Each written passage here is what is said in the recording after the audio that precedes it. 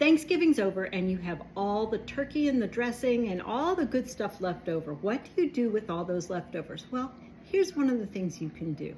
So we pick up these foil pans, and these are 9 by 6 inches. Sorry, I had to read the little tag over here. And they're 9 by 6 inches. So these are great for like a family of 4, and you can get larger ones if you want. We do these because sometimes we just need a small meal. And we're gonna make a shepherd's pie in these that we're gonna freeze. And that way then we have these for food later on, but we don't have to eat all that turkey right this minute this way. So what we do is we take any turkey leftovers that we might have and we cut them into bite-sized pieces. And that way then they're ready to go. So just little bites, and then we put them in the bottom of the pan. So the first layer is your turkey leftovers. And you want just a nice layer. It doesn't have to be super thick because we're gonna add a few things to this.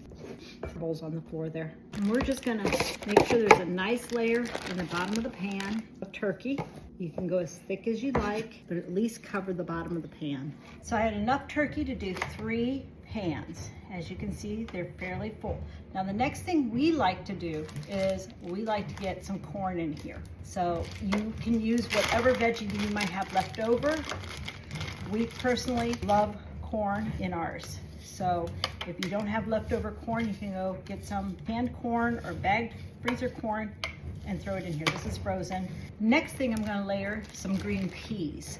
A lot of times there's not a ton of veggies that would work for this leftover, so you can pull these out of your freezer and layer it on your corn and peas. Okay, next, I'm sure you're gonna have lots of gravy left over because there always seems to be an abundance of gravy. So we're gonna simply take our gravy. It spreads best when it's warm.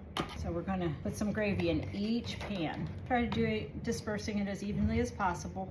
Now, you could add stuffing. I don't have stuffing right now, so I'm not doing stuffing.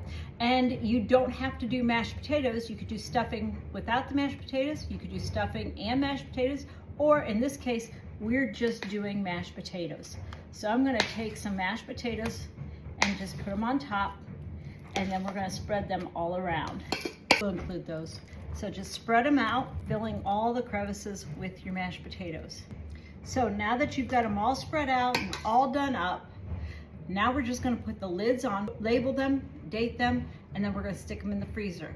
These are for future meals. One of the things we like to use these for is like if somebody at church needs a meal, they've had an operation, they've got some kiddo sick, something going on, I have the ability to pull something without having to stress as much as to what I'm taking for them. I just simply say turkey shepherd's pie and away we go.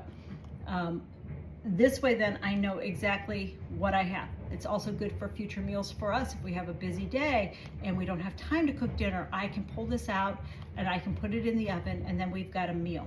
So these are great. This is a great way to use up your leftovers from Thanksgiving without having to eat them right away. So I just wanted to share this quick recipe with you. This is Kelly signing off from Yellowknife Homestead. You have a great day and happy Thanksgiving.